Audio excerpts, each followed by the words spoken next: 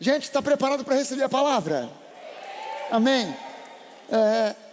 Eu quero abrir com você aqui a primeira epístola de Pedro, no capítulo 2. A gente, hoje é a terceira semana que a gente está ministrando essa série sobre o sacerdócio dos cristãos. E a gente está estudando aqui, basicamente, as vestes do sacerdote, as vestes do sumo sacerdote, mas em especial as vestes do sumo sacerdote, para entender o que essas vestes têm a ver comigo e com você, tem a ver conosco na nova aliança. A gente já tem entendido aqui na nova que Jesus é o centro de todas as coisas. Que quando nós lemos o Antigo Testamento, nós não podemos simplesmente ler o Antigo Testamento pelo Antigo Testamento. A gente vai ao Antigo Testamento para buscar Jesus. A gente vai ao Antigo Testamento buscar uma revelação, um entendimento que às vezes está escondido, está nas entrelinhas, está por detrás do texto, está nos símbolos, está nas tipologias, nos personagens. Mas a gente quer encontrar Jesus, porque na verdade o que nos interessa é Jesus. Amém? E quando a gente fala de sacerdócio, por que a gente quer estudar? Primeira coisa que a gente lembra é que na palavra de Deus nada está escrito à toa. Então aquelas vestes não estão descritas ali simplesmente para você ter uma ideia, para você usar a sua imaginação e ter uma ideia de como eram as vestes do sumo sacerdote.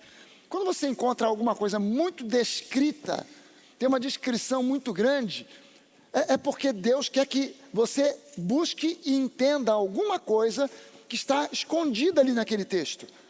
Tem uma descrição muito detalhada, tem dia, tem data, tem mês, ano, então aquilo tem um significado. Outras coisas você não sabe exatamente quando aconteceu, mas há certos momentos em que é descrito ali o ano, a data, o mês, quem reinava naquele período, o que estava acontecendo na história do mundo, do planeta naquele tempo, em especial na história de Israel. Ali tem um significado. Então a gente está estudando essas vestes para entender o nosso sacerdócio. São as vestes do sumo sacerdote, e o sumo sacerdote da nova aliança é Jesus. E Ele quer que nós sejamos, que Ele exerça o seu sacerdócio através de nós. E sacerdócio tem a ver com serviço. Os sacerdotes na antiga aliança prestavam um serviço para o povo. Eles estavam ali prestando serviço, fazendo os rituais, os sacrifícios, prestando um serviço para o povo de Deus. E nós, como sacerdotes, somos chamados para servir. Amém? E aqui em 1 Pedro, no capítulo 2, no versículo 9, o texto não está nem, eu não tinha nem colocado aqui no esboço, estou só relembrando algo que a gente já viu algumas semanas anteriores. Ele diz o seguinte: vocês, porém, são uma geração eleita, escolhida, sacerdócio real, ou seja, uma nação de reis e sacerdotes, povo de propriedade exclusiva de Deus, a fim de proclamar as virtudes daquele que os chamou das trevas para a sua maravilhosa luz. Antes, vocês nem eram povo, mas agora são povo de Deus. Antes, não tinham alcançado misericórdia. E eu quero lembrar para você que essa palavra misericórdia, no grego do Novo Testamento, ela também significa graça. Vocês não tinham alcançado misericórdia, não tinham alcançado graça, porém agora alcançaram misericórdia. Agora vocês alcançaram graça. Alguém pode dizer aleluia para isso aí? Glória a Deus por isso. Então a gente está vendo aqui qual é a nossa posição como sacerdotes, analisando cada peça da roupa. Eu mandei procurar aqui no nosso almoxarifado as vestes de sacerdote, do sumo sacerdote, que eu tinha mandado confeccionar há alguns anos atrás. A gente usou isso aí numa mensagem muito parecida com essa que eu preguei há muitos anos atrás, lá na outra sede, na sede antiga. Procuraram, não encontraram as vestes. Parece que elas derreteram, sumiram, as traças comeram, alguma coisa desse tipo. Sei que elas sumiram, não encontraram mais. Eu sou teimoso e mandei confeccionar umas novas. Eu tenho a impressão que foi o pastor Jorge que deu sumiço, com medo de ele ser o próximo sumo sacerdote aqui, né? Mas não adiantou ele dar sumiço na roupa, porque eu mandei fazer uma nova. Só que não está pronta ainda, só vai ficar pronta na semana que vem. Então eu peguei aqui e vou projetar para você um slide, para você ver aqui as vestes do sacerdote, do sumo sacerdote. Mas a gente vai ter ao vivo e a cores aqui. E eu mandei fazer num tamanho que tanto dá para quem é maior como para quem é menor. Quem está mais cheinho, quem está mais magrinho. Não vai ter desculpa, não tem jeito. Eu vou escalar um e esse vai ser a vítima da vez. Mas aqui eu quero mostrar para você essa roupa que está aqui à minha direita, aquele homem onde prevalece a cor branca, são as vestes do sacerdote, o levita. Essas outras duas aqui, essas vestes mais coloridas, essas eram as vestes do sumo sacerdote. Ele está ali de frente, está ali também de costas para você ver, mas semana que vem você vai ver ao vivo e a cores aqui. Ninguém sabe exatamente como era aquela trama daquela capa que está por cima ali. Ninguém sabe, aquilo ali é mais ou menos um esquema usando as cores que são citadas na Bíblia, mas ninguém sabe se era exatamente daquele jeito, mas é para você ter uma ideia de como eram as vestes do sumo sacerdote. E a gente viu nas semanas anteriores, a gente já viu aqui, na semana passada, sobre o calção de linho. Vimos aqui que ele significa salvação e justificação. A ausência daquele short, daquele bermudão de linho, fala de pecados secretos, coisa que só você e Deus estão sabendo, mas que sejam pecados secretos ou até conhecidos, o melhor que você faz é se livrar deles, porque o pecado é prejudicial, o pecado pode levar inclusive à morte física. Então a gente quer ver você limpo de todo pecado, vivendo em plena santidade. Amém? E falamos também sobre a túnica branca que ia por cima, né? Como aquela túnica que você viu ali do sacerdote. Todo o resto que você vê no sumo sacerdote ia por cima daquela túnica branca que o sacerdote estava usando. E aquela túnica branca fala de santificação. Apenas com a bermuda ainda tinha muita pele exposta, e pele é símbolo da carne. E aí fala do crente carnal. Mas qual é a solução para o crente carnal? Ele precisa de santificação. E santificação vem através da palavra. E a gente hoje vai ver outras duas peças. O cinto, o primeiro cinto, que estava sobre aquela túnica branca, que você viu ali naquela imagem do sacerdote, um cinto colorido, e o manto azul que ia por cima dessa túnica branca. Então vamos dar uma olhada nessas duas peças, começando pelo cinto da túnica, lá em Êxodo 39, do versículo 27 ao 29, diz assim: fizeram também as túnicas de linho fino, de obra tecida para Arão e seus filhos, e a mitra de linho fino, os turbantes de linho fino, e os calções de linho fino retorcido, e o cinto de linho fino retorcido e de pano azul, de púrpura e de carmesim, obra de bordador, segundo o Senhor havia ordenado a Moisés. Então esse texto aqui, ele está falando de algumas peças ali, e cita que havia um cinto feito de linho, com algumas outras coisas misturadas, que faziam um cinto multicolorido, que era preso na cintura do sumo sacerdote sobre a túnica de linho branco. Então esse cinto era essa faixa longa que fazia com que a túnica branca de linho não ficasse solta, frouxa. Ela ficava junto ao corpo. O que esse cinto representa para nós na nova aliança? A revelação desse cinto está em Efésios capítulo 6, versículo 14. Efésios 6, 14, o apóstolo Paulo diz assim: portanto, fiquem firmes, cingindo-se, ou seja, atando como um cinto, cingindo-se com a verdade. Cingindo-se com a verdade. Então o calção de linho representa salvação e justificação, a túnica de linho representa santificação, mas o cinto da túnica representa a verdade que nos mantém santificados. Nós somos santificados pela palavra e somos mantidos santificados pela palavra. Amém?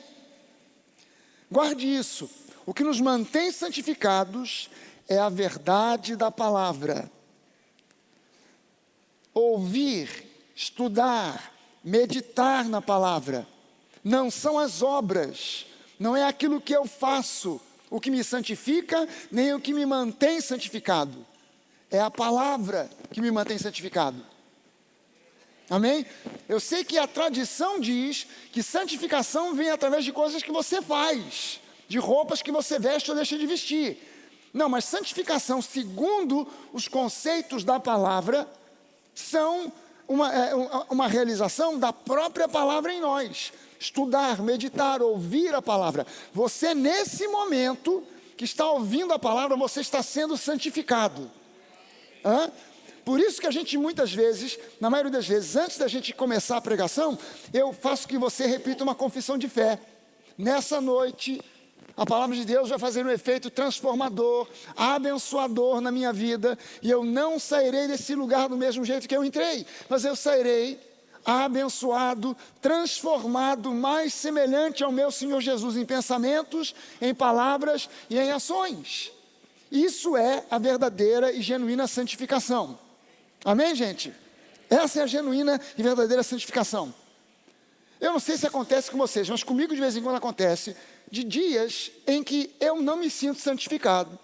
É só comigo ou com você também acontece? Não tem dias que a gente parece que nós não nos sentimos santificados? Parece que o inimigo vem te acusar, você se sente para baixo, se sente inadequado, sem poder, você se sente até mesmo às vezes fracassado, desesperançado. Nesses dias, é justamente nesses dias que você precisa ser sustentado pela verdade da palavra. Nesses dias, são exatamente nesses dias em que você se sente desanimado, desmotivado, que você mais precisa estar na igreja para ouvir a palavra. São nesses dias que você mais precisa beliscar a carne para repreender aquela falta de vontade, aquela falta de apetite de ir à palavra, ler, estudar, meditar, confessar a palavra.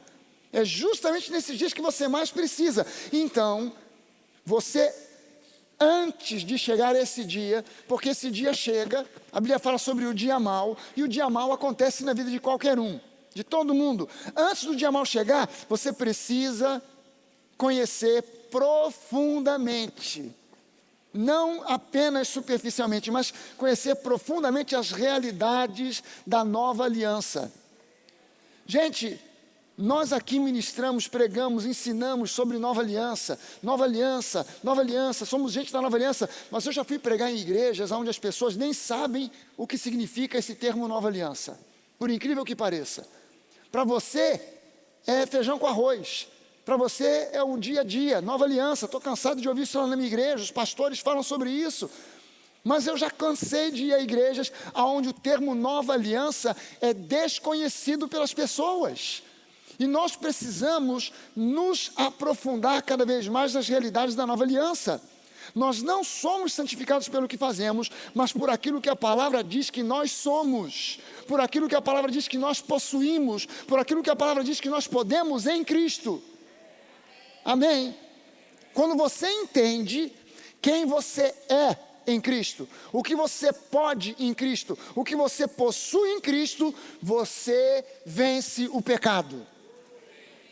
Quando você entende quem você é, a sua nova identidade, as realidades da nova criatura, as realidades da nova criação, você se torna agora um vencedor sobre o pecado.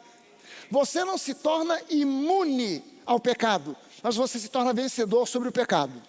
Amém, gente? Você vai se tornar vencedor sobre os ataques do pecado. E entenda bem uma coisa, você não é vencedor sobre o pecado por qualquer outra razão, a não ser pelo fato de que você é uma nova criatura. Você tem uma nova natureza. Você tem a natureza divina em você agora. E isso faz de você um vencedor sobre o pecado. Por isso você já não é mais um pecador, porque você possui uma nova natureza, a natureza do próprio Deus. Você pode levantar uma das suas mãos e dizer isso: eu possuo Zoe, a natureza, a vida do próprio Deus em mim. Aleluia, aleluia. Então você tem que ficar sabendo disso. Quando você olha no espelho, você vê somente quem você é por fora. Por fora, talvez você ainda seja o Clark Kent. Quando você se vê por fora, quem você vê é o Clark Kent. Mas você tem que saber que por trás desses óculos tem uma pessoa legal. Você tem que saber que por trás desses óculos está o Superman. Por dentro você é o Superman. Você é a supermulher. Então você tem que saber, conhecer. Na maioria das igrejas eu vejo as pessoas confessando quem é o Clark Kent. Eu não consigo, eu não posso, somos fracos, pobres, miseráveis, essa carne não vale nada, e tal, e você é um pecador, e coisa e tal, vem aqui à frente agora, chorando, babando, ralando, rolando no chão, porque você vai confessar os seus pecados, e a pessoa fica olhando para o Clark Kent, quando ela tinha que estar olhando para o super-homem. Ela tinha que estar olhando para a verdadeira identidade. Você entende que o Clark Kent é só um disfarce, que quem realmente aquele cara é o Superman? Então, o que você está vendo no espelho é só o que aparenta, mas o quem você é quem você é em Cristo, a sua nova identidade em Cristo. Então você precisa entender que você agora não é mais um pecador, você é santo. Por quê? Porque você tem uma nova natureza. Você agora tem uma nova natureza. 1 João 4,4 diz: filhinhos, vocês são de Deus e venceram os falsos profetas. Por quê? Porque aquele que está em vocês é maior do que aquele que está no mundo. 1 João 4,17 diz: nisto o amor é aperfeiçoado em nós, para que no dia do juízo nós mantenhamos confiança, pois assim como Ele é, nós somos nesse mundo. Nós também somos nesse mundo. 1 João 5,4, porque todo o que é nascido de Deus, não alguns, mas todo o que é nascido de Deus, vence o mundo. E esta é a vitória que vence o mundo, a nossa fé. Então o pecador não é aquele que simplesmente peca, mas é aquele que ainda não nasceu de novo e por isso ainda possui a natureza pecaminosa. Um santo é alguém que nasceu de novo em Cristo e por isso recebeu a natureza divina no seu espírito. É claro, é óbvio que para vencer o pecado, você precisa lembrar que existe uma parceria entre você e o Espírito Santo. Você precisa exercer uma coisa chamada domínio próprio. Domínio próprio. Dá uma olhada para a pessoa que está do seu lado, dá uma cotovelada nela e diga assim: meu irmão, domínio próprio. O Espírito Santo te ajuda, Ele te fortalece, Ele te capacita, mas Ele não vence o pecado por você. Hã? Alô? Não é dizer assim, pastor, olha, realmente eu pequei, mas o Espírito Santo também não fez nada. Se ele tivesse me impedido, eu não tinha caído naquela armadilha de Satanás. Não, wait a minute. Você tem que exercitar domínio próprio. Agora, quando você toma a decisão de dizer, não vou entrar nessa, aí o Espírito Santo entra e já não é pela sua força, não é pela sua capacidade, é pela ação do Espírito em você. Amém? Então a primeira coisa, quando você sofre uma tentação, é dizer, Espírito Santo me ajuda. Porque sozinho, a gente cantou isso, eu não sei se agora de noite, eu nem estou lembrando, de manhã a gente cantou, né? Sozinho não consigo andar, você vem me encontrar. Então eu preciso reconhecer isso, cara, sozinho eu não consigo. Então não é na minha força, mas eu também não posso abrir mão do domínio próprio. Não posso entregar e jogar tudo na conta de Deus. Não, eu tomo uma decisão, eu não vou entrar nessa. Aí o Espírito Santo vem e me ajuda. Eu reconheço sozinho, eu não consigo, Espírito Santo, você me ajuda? O Espírito Santo diz, é agora, é só se for agora. Amém, gente? Mas é possível alguém nascer de novo? Ser visto por Deus como santo, justificado, e ainda assim ser um crente carnal, imaturo, envolvido em práticas contrárias à palavra? A resposta é um gigantesco sim. É só você dar uma olhada no exemplo da igreja de Corinto. 1 Coríntios capítulo 1, no versículo 2, Paulo começa a epístola aos Coríntios, a primeira epístola aos Coríntios, dizendo assim, o seguinte: a igreja de Deus, que está em Corinto, aos santificados em Cristo Jesus, chamados para ser santos, com todos os que em todos os lugares invocam o nome do nosso Senhor Jesus Cristo, Senhor deles e nosso. Olha bem como é que Paulo começa essa epístola: aos santificados, aos chamados para ser santos. Olha como é que, agora você vai comigo no capítulo 3, no versículo 1, ele diz assim: eu, porém, irmãos, não pude falar a vocês como a pessoas espirituais, e sim como a pessoas carnais, como a crianças em Cristo.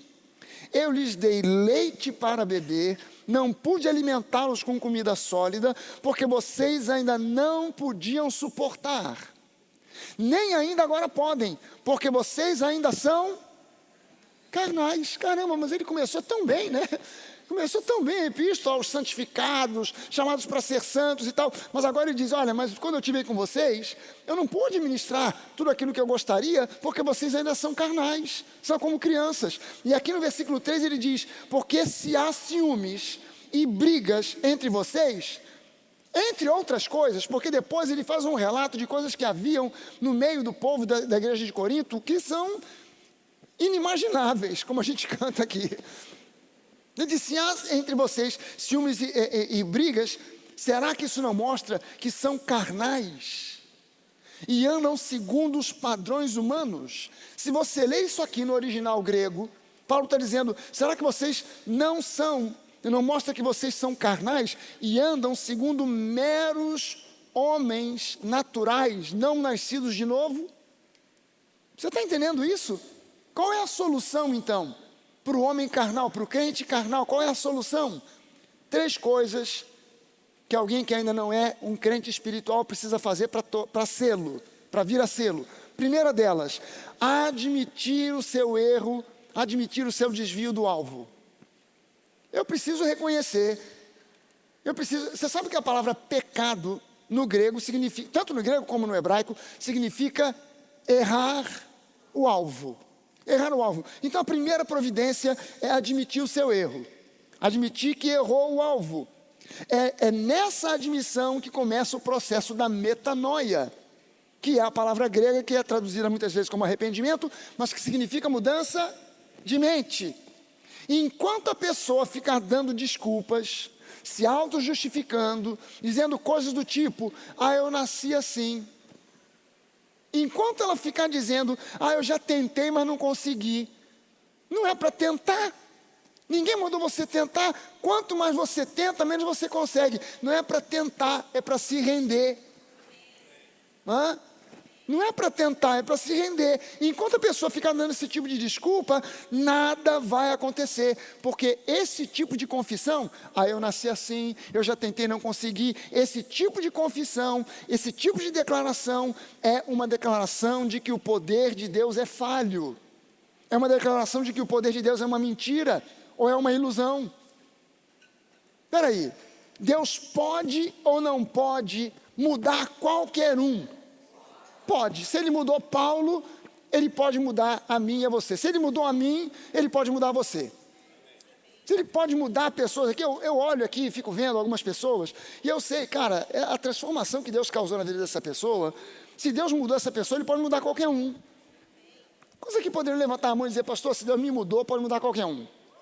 Eu estava pensando em você mesmo, Bruno. Tu levantou as 2 mãos, eu não queria te acusar, não queria apontar, mas tu mesmo já levantou as 2 mãos, então...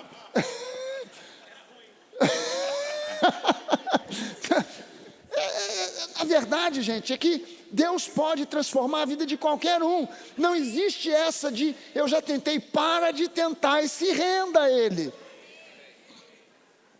Segunda coisa é entender que sem a ajuda do Espírito Santo será praticamente impossível vencer a carne, o diabo, os demônios, as tentações ou qualquer outro inimigo.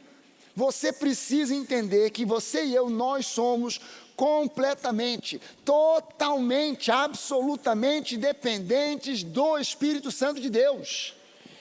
Nós não dependemos de nós mesmos. Eu não quero depender das minhas forças. Eu preciso entender que eu sou completamente dependente dEle. talvez existam muitos de nós que precisam dizer: Senhor, eu quero mais de ti, menos de mim. Convém que eu desapareça e você apareça. Porque às vezes a gente faz um jogo de 50-50, é meio a meio, é um pouco de Jesus, um pouco de mim. Não, eu quero Jesus no centro, eu quero Ele aparecendo muito mais do que eu. Cada um de nós aqui tem a sua personalidade, mas todos nós podemos ser usados como sacerdotes para ministrar ao mundo e à própria igreja em nome do Senhor Jesus. Então é menos de nós e mais dele, mas é uma questão de rendição. Ah, mas o meu temperamento, para de tentar. Ah, mas o meu jeitão de ser, para de tentar. Ah, mas na minha família todo mundo é assim, para de tentar, você é uma nova criatura. Você pode todas as coisas naquele que te fortalece. Terceira coisa é entender que eu preciso orar. Mas oração é apenas uma parte da solução. Entenda bem isso. A gente joga tudo na conta da oração. Oração é importante e faz parte do processo, mas eu preciso manter firme a minha confissão de fé. Então eu preciso reconhecer meu erro, eu preciso abrir o meu coração para a dependência total do Espírito Santo, e eu preciso saber que eu tenho que manter firme a minha confissão de fé. É isso que faz com que o homem carnal desapareça e o homem espiritual floresça. Amém? Então eu preciso manter firme a minha confissão de fé. Você tem que dar mais valor àquilo que Deus diz a seu respeito do que aquilo que os outros dizem, do que aquilo que a religiosidade diz, ou até mesmo aquilo que você diz a seu respeito. Você tem que dar mais valor àquilo que Deus diz. Não tem a ver com o que você olha no espelho e diz a seu respeito. Não tem a ver com o que os outros dizem. Pode ser até que aquilo que você diz a seu respeito, aquilo que os outros dizem a seu respeito, pode até ser que seja verdade. Por hora, no momento. Mas quando você começa a confessar a palavra, ainda que aquilo que os outros dizem seja uma realidade, essa realidade vai mudar, e vai mudar da água para o vinho. Amém? Você precisa entender e confessar a sua realidade espiritual, quem você é em Cristo. Eu quero que você lembre de uma afirmação muito forte: você foi salvo.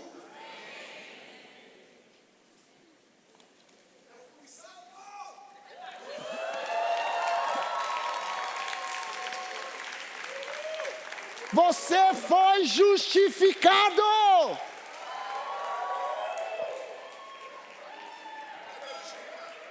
Cadê o justificado?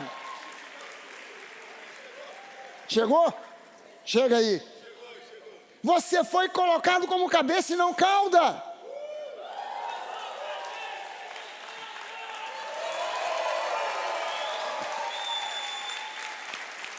Você foi trasladado das trevas para a luz de Cristo.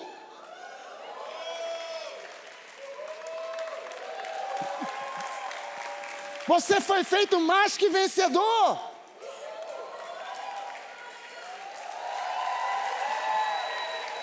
Você foi chamado para reinar em vida.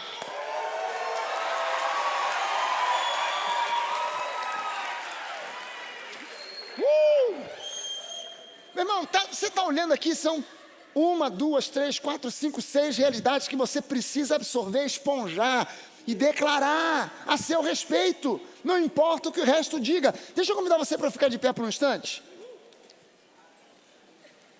Eu queria que você agora estendesse as suas mãos na direção desses cartazes aqui, e que você começasse agora a agradecer a Deus e a declarar o que cada um desses cartazes aqui diz. Sabe, eu sou vencedor, eu sou mais que vencedor, eu sou justificado, eu sou salvo. Eu te agradeço, Deus, porque eu sou cabeça e não cauda. Eu te agradeço porque eu sou justificado. Eu te agradeço porque eu sou mais que vencedor. Eu te agradeço porque eu sou mais que vencedor. Eu te agradeço porque eu fui trasladado das trevas para a luz. Você pode encher esse lugar com o som da sua voz, dando graças a Deus e declarando cada uma dessas coisas aqui, cada uma dessas etapas, cada uma dessas frases. Levanta sua voz e enche esse lugar dizendo: eu sou, eu sou, eu sou, eu sou. Diga o que você é, declare o que você é. É um exercício de entendimento. Eu sou vencedor, mais que vencedor, eu sou justificado, eu sou justiça de Deus. Eu sou salvo, eu fui justificado. Aleluia, aleluia. Eu sou cabeça e não cauda, eu sou luz. Eu sou luz do mundo, eu não estou nas trevas, eu fui transladado. Aleluia. Uou, você pode dar uma salva de palmas ao Senhor Jesus.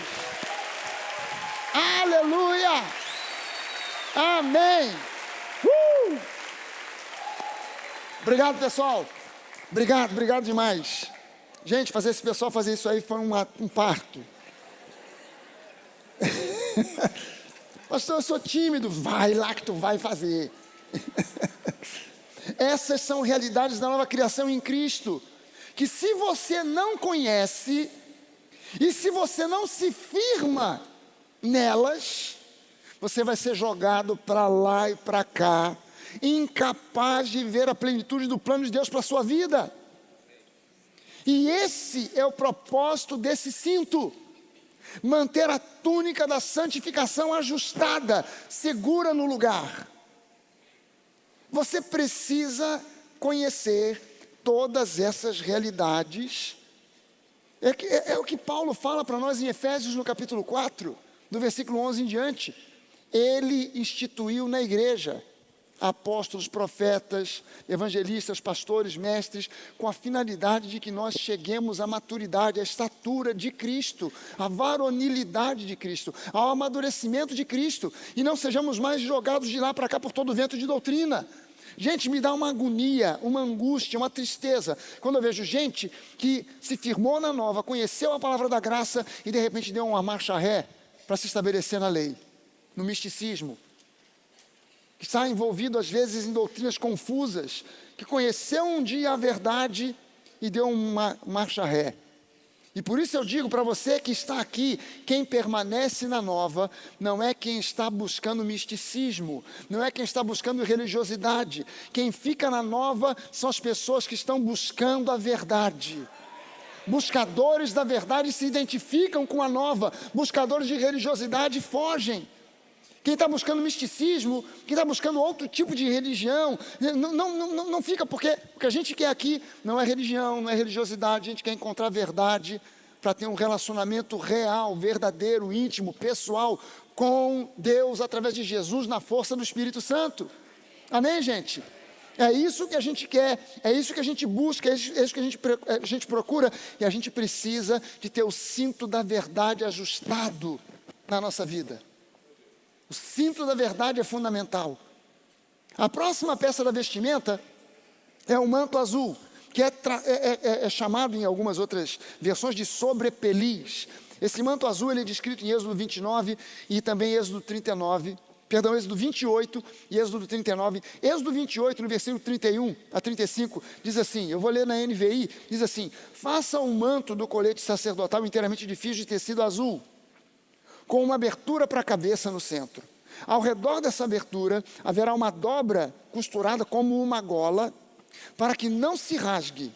Faça romãs de fios de tecido azul, púrpura e escarlate, em volta da costura do manto, intercaladas com pequenos sinos de ouro. Os sinos de ouro e as romãs se alternarão por toda a costura em volta do manto. Arão o vestirá quando ministrar. O som dos sinos será ouvido quando ele entrar no lugar santo, diante do Senhor, e quando sair, para que não morra. Em Êxodo 39, agora ele descreve também, dizendo o seguinte: fizeram o manto do colete sacerdotal, inteiramente de fios de tecido azul, obras de tecelão, com uma abertura no centro. Ao redor dessa abertura havia uma borda como uma gola, para que não se rasgasse. Fizeram romãs de linho fino, trançado e de fios de tecido azul, púrpura e escarlate, em volta da costura do manto. Fizeram ainda pequenos sinos de ouro puro, atando-os em volta da costura do manto, entre as romãs. Os sinos e as romãs se alternavam por toda a costura em volta do manto, tudo feito para ser usado para a ministração, como o Senhor tinha ordenado a Moisés. Bom, na Bíblia, manto ou capa é também um outro tipo de peça que significa a mesma coisa. Na Bíblia, manto ou capa, na Bíblia representa ofício e autoridade. O rei tinha uma capa que o identificava como rei. Então, a capa identifica o ofício e a autoridade. Esse manto, ou sobrepeliz, como é dito em algumas outras versões, estava associado com beleza e barulho. Você deve ter reparado ali que a veste, quando a gente projetou aqui a veste do sumo sacerdote, é uma veste muito bonita, muito rica. 1 Samuel 24, eu não vou ler o texto, só vou citar para você, dos versículos 4 a 6, conta um episódio onde Davi, perseguido por Saul, teve uma oportunidade de matar Saul. Saul está viajando, e no meio da viagem, ele comeu alguma coisa que deu nele dor de barriga. E aonde ele estava não tinha banheiro. O que ele procurou? Uma caverna. Por um acaso, dentro daquela caverna, estava Davi escondido. Saul, gente, a Bíblia é um livro fantástico, porque a Bíblia não esconde certas coisas que você e eu não escreveríamos. Você ia botar lá que o sujeito saiu do cavalo, desceu da sua montaria para entrar na caverna, porque ele estava com a dor de barriga. Você não ia relatar isso. Ainda mais quem? O rei. Você não ia relatar um negócio desse. Mas a Bíblia ela bota as coisas de uma maneira muito clara para nós. E diz que Saul então entrou. E enquanto Saul estava ali, se aliviando daquele aperto, Davi vem sorrateiramente na escuridão da caverna. E com uma faca ele corta um pedaço do manto, da capa de Saul. Aquela ponta que ficava lá para trás, ele vai lá e corta um pedaço. Quando Saul sai, que ele volta a montar no seu cavalo, que ele já está a uma certa distância, Davi sai da caverna e mostra para ele, diz: Saul, olha aqui, eu podia ter te matado.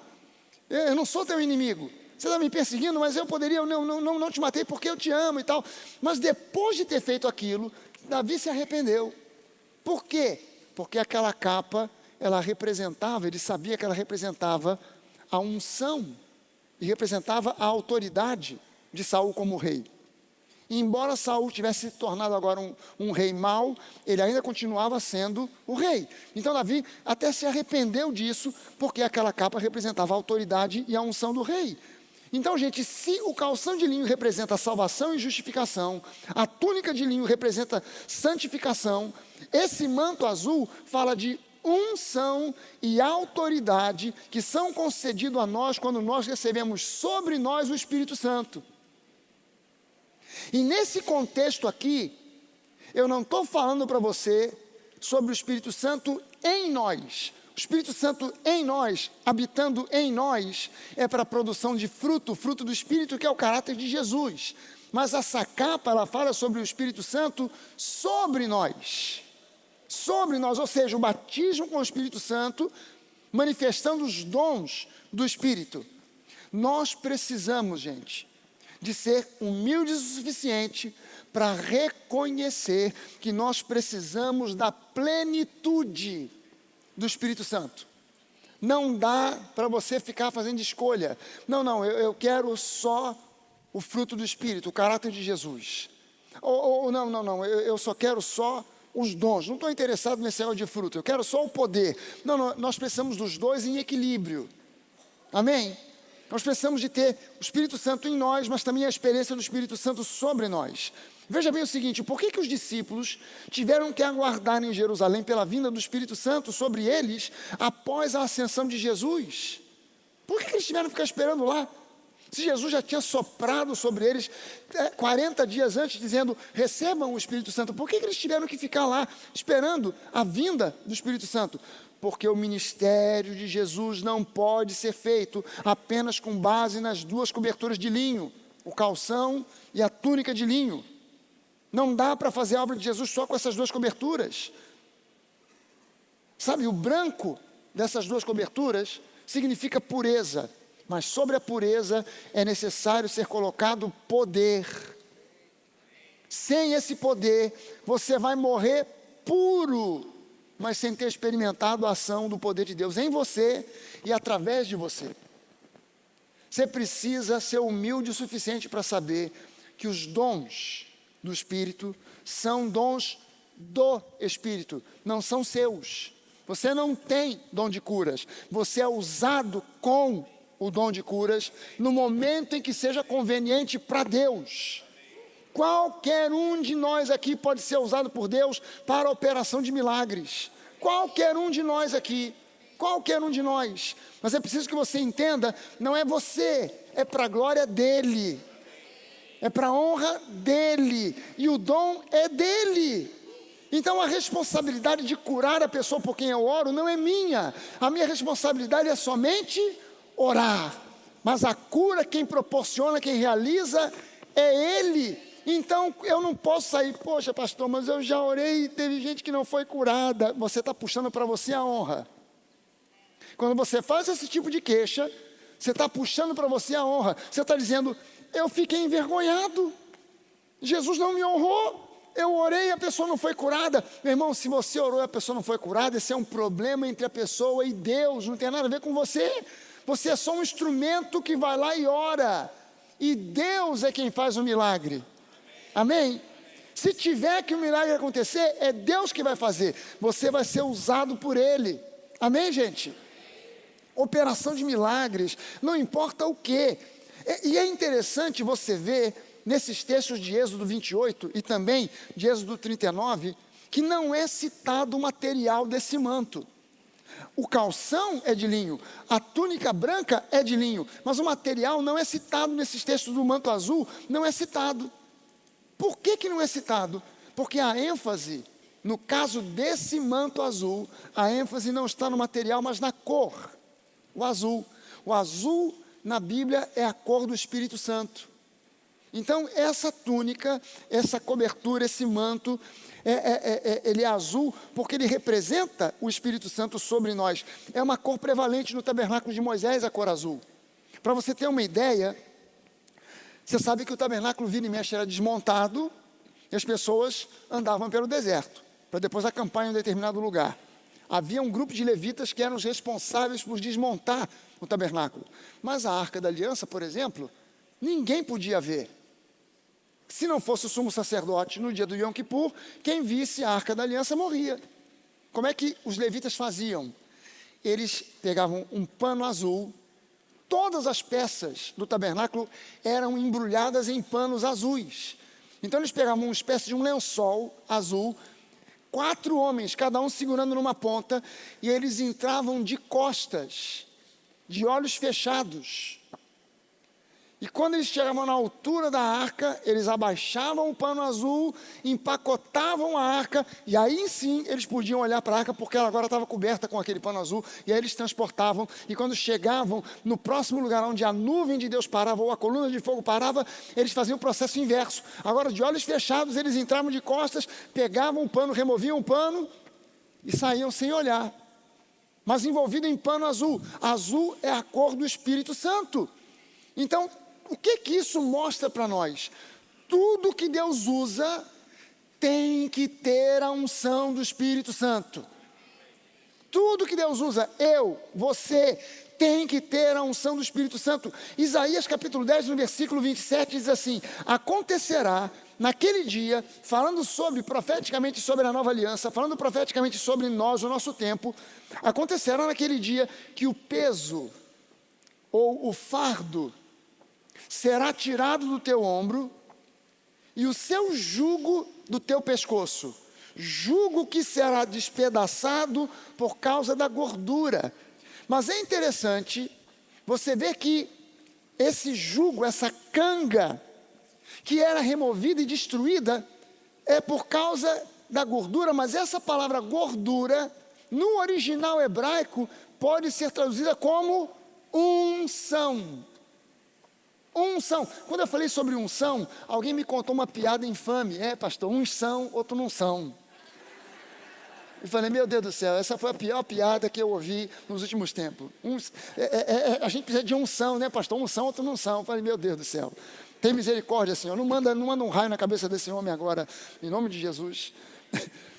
Mas é preciso que a gente entenda que aqui ele está falando, naquele dia, o fardo vai ser removido dos teus ombros, o jugo será removido do teu pescoço, jugo esse que vai ser despedaçado por causa da unção, por causa do Espírito Santo que está sobre você, que está em você. Traduzindo numa outra frase, a unção, o que é a unção? A unção de Deus é uma capacitação que Ele nos dá para fazermos aquilo que Ele nos chama para fazer. Não tem a ver necessariamente com coisas relacionadas com igreja. O pastor tem que ter unção, mas o médico também tem que ter unção, o engenheiro precisa ter unção, o arquiteto precisa de unção, o comerciante precisa de unção, o empresário precisa de unção, e Deus nos unge e nos capacita para fazermos o que a gente é chamado para fazer. Amém? E a unção é o poder de Deus que remove fardos e despedaça jugos. Não é que simplesmente destrói. Um jugo partido ao meio está destruído, mas ele não destrói o jugo, ele despedaça o jugo. Ele despedaça o jugo. A unção é o poder de Deus que remove fardos, que remove o fardo e despedaça o jugo. Amém? Então você pode repetir isso comigo? A unção é o poder de Deus que remove o fardo e despedaça o jugo. Agora a gente pode colocar um pouquinho mais de ritmo nisso. A unção é o poder de Deus que remove o fardo e despedaça o jugo. A unção é o poder de Deus que remove o fardo e despedaça o jugo. A unção é o poder de Deus que remove o fardo e despedaça o jugo. A unção é o poder de Deus que remove o fardo e despedaça o jugo. Yeah!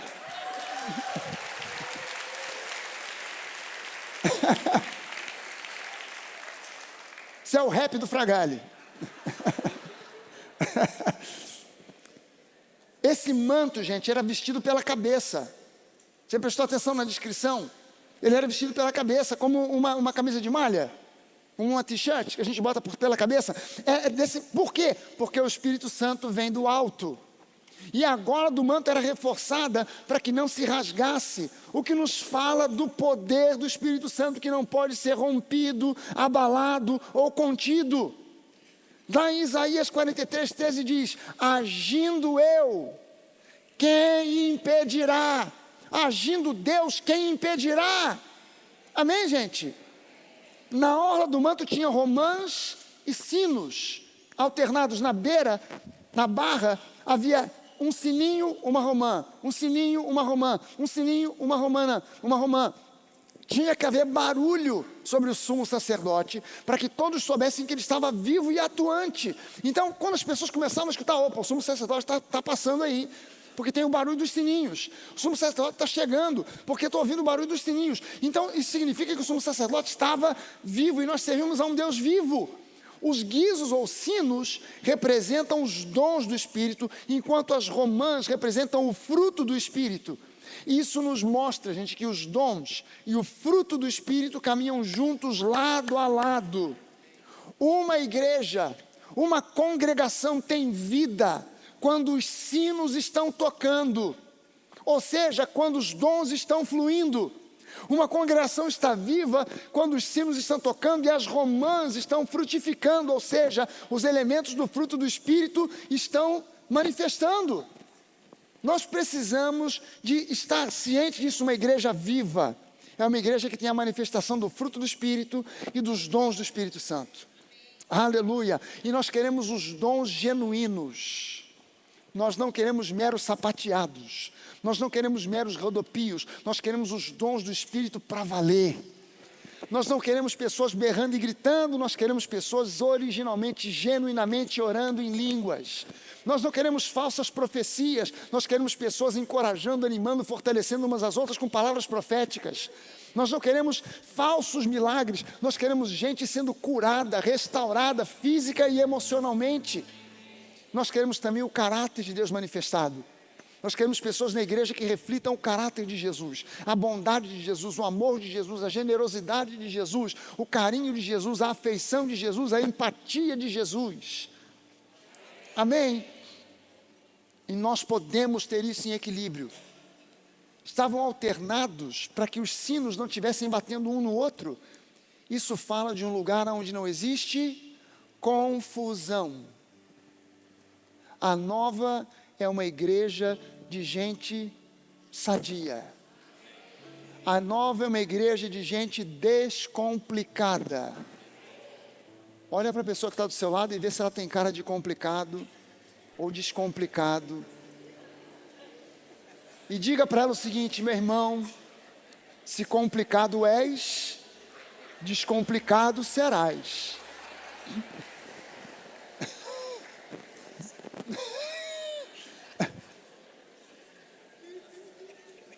Pela fé, nós somos uma igreja de gente descomplicada. E vamos continuar sendo sempre uma igreja de gente descomplicada. E os descomplicados digam amém. E os complicados digam ai de mim. Amém, gente?